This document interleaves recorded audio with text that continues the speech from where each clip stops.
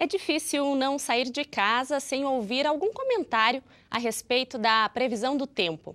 A meteorologia está em muitas rodas de conversa e, junto com ela, surgem em alguns momentos uma série de crenças populares que ainda fazem parte do dia a dia de muita gente. Mas previsão do tempo é ciência, feita hoje por informações captadas por uma rede mundial. E no caso de Passo Fundo, a cidade se destaca por ter uma estação meteorológica considerada estratégica. Oi, Afani, tudo bem? Amiga, sombrinha? Pois é, e cadê a sua? Ué, mas antes de sair de casa, inclusive, eu dei uma olhadinha na previsão do tempo aqui no meu aplicativo de celular e não tava marcando chuva pra hoje, não. Onde você viu que ia chover hoje, amiga? Então, eu vou te contar algo que pode parecer meio curioso e até engraçado. Tá. Você já ouviu falar no galo do tempo? Nunca ouvi falar em galo do tempo, não. A minha sogra tem o galo do tempo. E o galo marcava chuva para hoje. E segundo a minha sogra, o galo não mente. Ele não mente, porque se ele mentir, ele sabe que ele vai para a rua. Quando tá para chuva é rosa. Quando tá seco o tempo, daí ele fica numa cor, por exemplo, azul. E estável é cinza, que nem chuva nem tempo bom. Essa é uma réplica da casinha do meu avô, que marcava o tempo por 2 bonequinhos. Quando o tempo estava chuvoso, o homem que portava um guarda-chuva no braço e um casaco fechado saía para fora, numa porta. Quando estava ensolarado, a mulher toda enfeitada, toda colorida, saía na outra porta. E quando o tempo estava nublado, eles ficavam emparelhados. E esse galo eu tenho há muitos anos, né?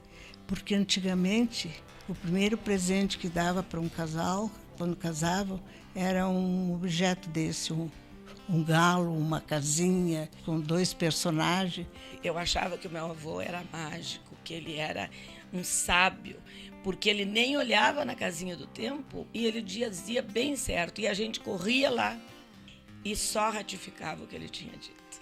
A lua seca, que eles diziam, daí não ia chover.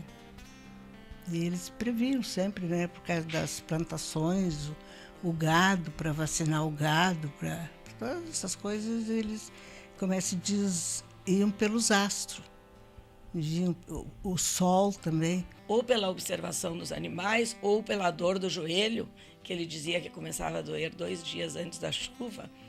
E ele dizia assim: pode ir lá te certificar na casinha do tempo. É um tipo de conhecimento que, apesar de não considerado pelos racionalistas, pelo mundo da ciência, ele tem sim o seu valor, tem as suas propriedades, e muitos desses mitos acabam evoluindo, sendo aprimorados a partir de que o homem passa a usar a razão, conhecimento racional, conhecimento científico. Que as crenças fazem parte da relação do homem com o tempo, isso já foi possível aprender.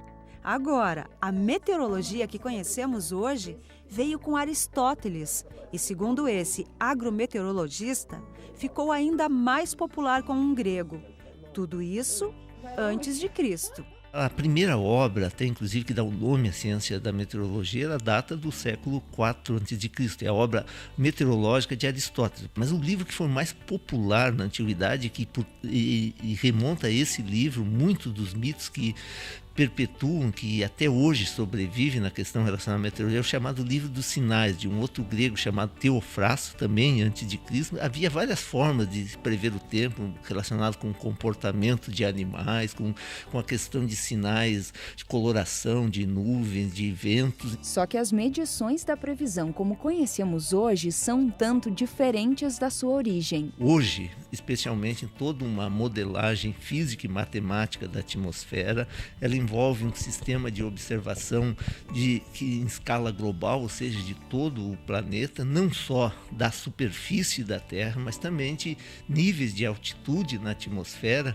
e, consequentemente, nós podemos dizer que hoje nós temos 3 tipos de previsões. A primeira delas é a previsão do tempo, que prevê o comportamento ao longo de até uma semana. A segunda é a previsão de clima, que consegue perceber desastres naturais num período de 3, 6 e até 12 meses, a partir dos oceanos. e a previsão de mudanças do clima faz uma análise global. As 3 são desenvolvidas por meio de dados captados por uma rede que liga todos os países.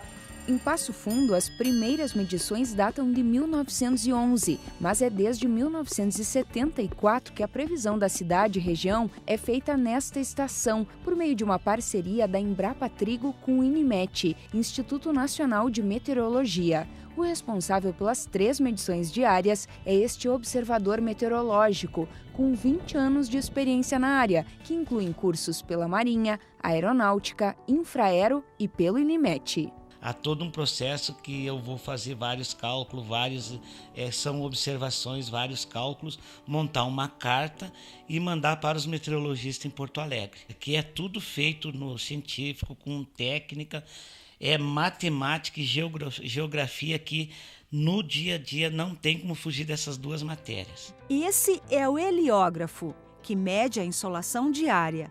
O instrumento foi criado no século XVIII e até hoje não foi inventada outra tecnologia para esta função. E nesse abrigo meteorológico, guardada dentro deste aparelho, está uma trança de cabelo. Acredite, o principal componente para medir a umidade do ar. É necessária a leitura de mais de 20 instrumentos para que os passofundenses possam confiar na previsão através dos meios de comunicação ou dos aplicativos de celular.